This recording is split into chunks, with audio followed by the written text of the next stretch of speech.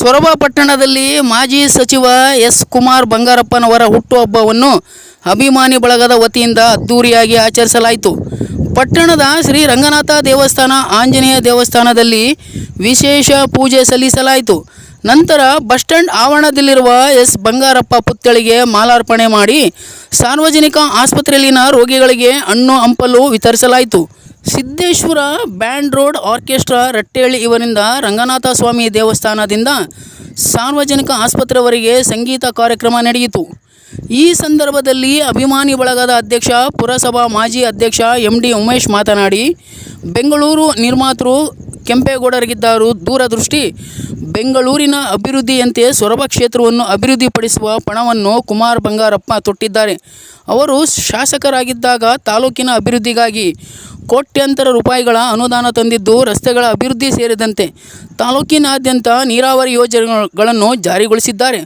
ಮುಂದಿನ 25 ವರ್ಷಗಳ ಅಭಿವೃದ್ಧಿಯ ದೂರದೃಷ್ಟಿನಿಟ್ಟುಕೊಂಡಿರುವ ಎಸ್. ಬಂಗಾರಪ್ಪನವರನ್ನು ಮತ್ತೊಮ್ಮೆ ಅಧಿಕಾರಕ್ಕೆ ತರಲು ಕ್ಷೇತ್ರದ ಜನತೆ ಮುಂದಾಗಬೇಕೆಂದು ಮನವಿ ಮಾಡಿದರು.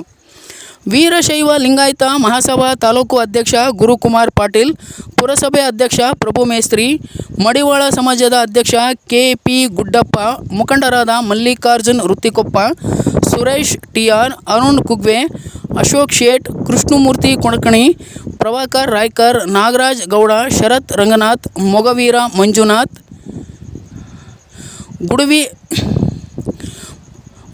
ಗುಡವಿ, ವಕೀಲರಾದ ಸೋಮಶೇಖರ್, ಕೃಷ್ಣಮೂರ್ತಿ, ಶಿವನಗೌಡ, ಕುಸುಮ, ಚಂದ್ರು, ಮಾಸೂರ್, ಗುರುಮೂರ್ತಿ ಹಿರಶಕುನ್, ಕೃಷ್ಣಮೂರ್ತಿ ಗುಡಿಗಾರ್, ಅಭಿಷೇಕ್ ಸೇರಿದಂತೆ ಹಲವಾರು ಅಭಿಮಾನಿಗಳು ಪಾಲ್ಗೊಂಡಿದ್ದರು.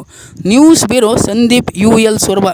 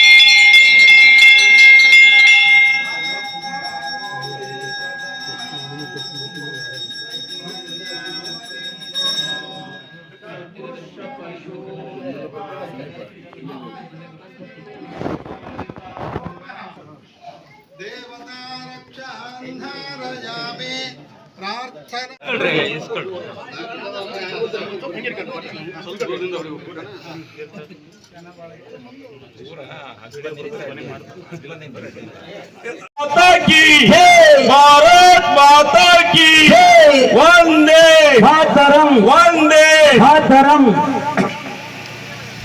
ಧನ್ಯವಾದಗಳು. ಕೇಳಿ ಆಡಳಿತದ ವೈಫಲ್ಯವನ್ನ ಬೀದಿನಲ್ಲಿ ಉಗ್ರವಾಗಿ ಹೋರಾಟ ಮಾಡೋದ್ರ ಮುಖಾಂತರ ನಿಮಗೆ ಸರ್ಕಾರಕ್ಕೆ ಎಚ್ಚರಿಕೆಯನ್ನು ಕೊಡೋದಕ್ಕೆ ನಮ್ಮ ನಾಯಕರು ಸಿದ್ಧರಿದ್ದಾರೆ. ಅವರಿಗೆ ಮತ್ತೊಮ್ಮೆ ಹುಟ್ಟುಹಬ್ಬದ ಶುಭಾಶಯಗಳನ್ನ ಕೋರ್ತಾ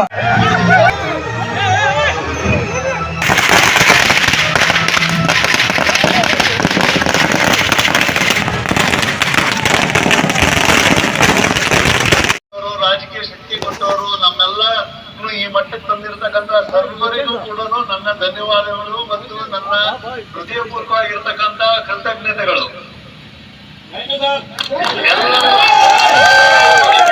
ಎಲ್ಲರಿಗೂ ಜಯವಾಗಲಿ, ಎಲ್ಲರಿಗೂ ದೇವರು ಒಳ್ಳೆಯದು, ಶಾಂತಿ ನೆಮ್ಮದಿಯನ್ನ ತರಲಿ. ಸೊರಬಕ್ಕೆ ಅಭಿವೃದ್ಧಿಯ ದಿನಗಳು ಬಹಳ ದೂರ ಇಲ್ಲ. ಸೊರಬ ಅಭಿವೃದ್ಧಿಯನ್ನ ಮತ್ತೆ ಮಾಡೋಣ ನಾವೆಲ್ಲರೂ ಸೇರಿ. ಎಲ್ಲರಿಗೂ ಜಯವಾಗಲಿ. ನಗರವನ್ನು ಅಭಿವೃದ್ಧಿ ಮಾಡಿರೋ ಅದೇ ರೀತಿಯಾಗಿ ಇವತ್ತು ಸೊರಬ ತಾಲೂಕನ್ನ ಇವತ್ತು ಏನು ಮುಂದಾಲೋಚನೆಯ ಮೇರೆಗೆ ಏನು ದೂರದೃಷ್ಟಿಯ ಒಂದು 25 ವರ್ಷಗಳ ಒಂದು ಅನುಭವದೊಂದಿಗೆ ಇವತ್ತು ಏನು ಟೌನ್ಗಳನ್ನು ಬೆಳೆಸಬೇಕು, ತಾಲೂಕನ್ನು ಬೆಳೆಸಬೇಕು ಅನ್ನೋ ಒಂದು ಅವರು ಬುದ್ಧಿವಂತಿಕೆಯಿಂದ ಇವತ್ತು ಅಭಿವೃದ್ಧಿಯ ಪುರದಲ್ಲಿರುವ ನಮ್ಮ ತಾಲೂಕನ್ನ ಮುಂದೆ 2028ರಲ್ಲಿ ಮತ್ತೆ ಸನ್ಮಾನ್ಯ ಕುಮಾರ್ ಬಂಗಾರಪ್ಪನನ್ನು ಗೆಲ್ಲಿಸಿ ಈ ಸೊರಬ ತಾಲೂಕನ್ನ ಅಭಿವೃದ್ಧಿಯನ್ನು ಪಡೆಯಲು ಸಾಕ್ಷಿವಾಗಲು ಅಂತ ಈ ಸಂದರ್ಭದಲ್ಲಿ ನಾನು ಹೇಳುತ್ತೇನೆ. ನಾನು ಇಲ್ಲಿವರೆಗೂ ನನಗೆ ಮಾತಾಡಕ್ಕೆ ನಮ್ಮ ಎಲ್ಲ ತಾಲೂಕಿನ ಗ್ರಾಮೀಣ ರಸ್ತೆಗಳು, ಟೌನಿನ ರಸ್ತೆಗಳು, ಇನ್ನು ಅನೇಕ ಕಟ್ಟಡಗಳು, ಸರ್ಕಾರಿ ಕಟ್ಟಡಗಳನ್ನ ಸುಮಾರು 2,000 ಕೋಟಿಗಳ ಹಣವನ್ನ ಸೊರಬ ತಾಲೂಕಿಗೆ ಇವತ್ತು ಅಭಿವೃದ್ಧಿಯನ್ನ ಮಾಡಿದ್ದಾರೆ.